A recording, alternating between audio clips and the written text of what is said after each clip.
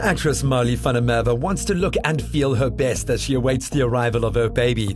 As a former dancer, Marley enjoys being active and has asked Dr. Barsky from Preggi Bellies for some guidance on fitness and exercise during pregnancy. For me as an active person, I always want to work my core, but I'm concerned that in a way I'm going to hurt my baby or myself. What should I look out for?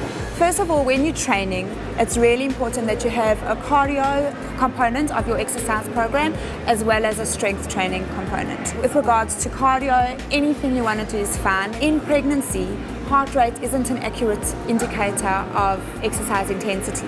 And the reason for that is a few things. First of all, everyone has a different level of fitness. The younger you are, the higher your heart rate is.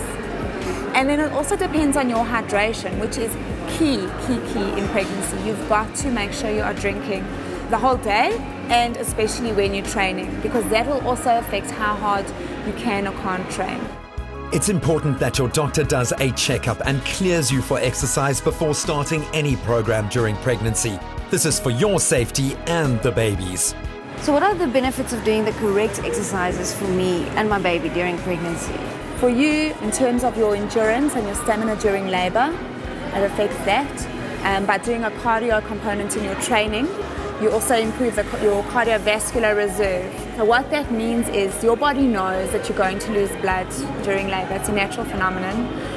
And by training and by exercising and putting your body under that stress, you are teaching your body how to hold back, how to have that reserve should things go a little bit wrong.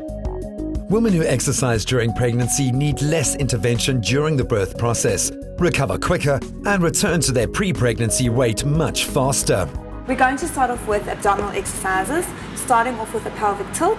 So sitting forward on your ball, making sure that your calf is a hand's breadth away from the ball, your knees in line with your ankles, sitting nice and tall. You're going to push your bum out, and then you're going to zip up. You'll slowly feel your belly coming into spine and bring it all in. And relax. Now, remember we spoke about the correct breathing and the bearing down. At no point you should be bearing down. So you're going to breathe in as you push your bum out, and don't move the knees. And right, let's take it up a level. When starting a new exercise program, start slow and build up your fitness level.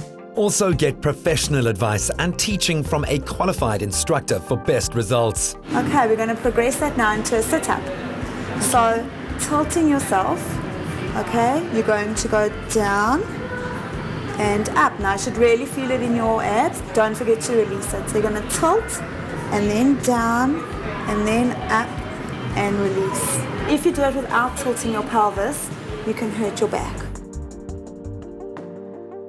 As a variation, twist to the side to work the oblique muscles, which is safe to do during pregnancy. And remember to tilt the pelvis to protect your lower back from possible injury.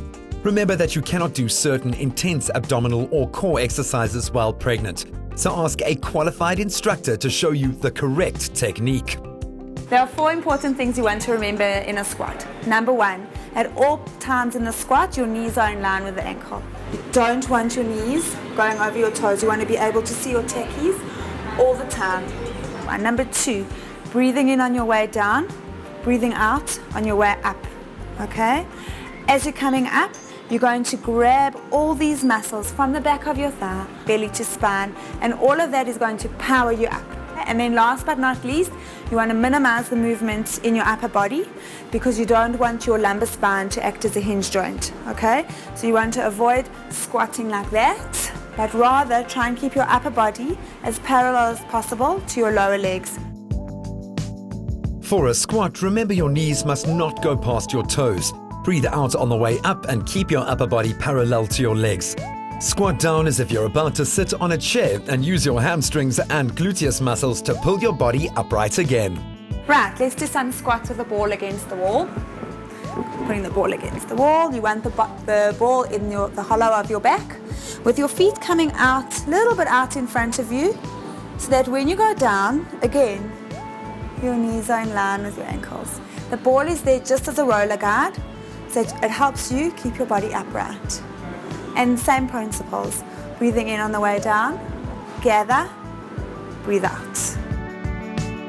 Keep your knees in line with your ankles to maintain proper form. Breathe in on the way down and out on the way up, and use your ball to keep your back in the correct position. Keep your torso upright and avoid arching your lower back to protect against potential injury. Right, let's do some push-ups against the wall. Hold on to that ball. Right, you want your ball to be at shoulder level. So you're going to breathe in and move into the ball. And as you breathe out, you're going to gather yourself, belly to spine, and then from under your chest, you're going to push yourself up. The important thing is not to lead with your belly. So don't put your belly forward and then fall in. You want to keep zipped and breathe in and down and up. For these push-up exercises, remember not to lead with your belly. Push from the chest and shoulders to tone the arms for holding the baby.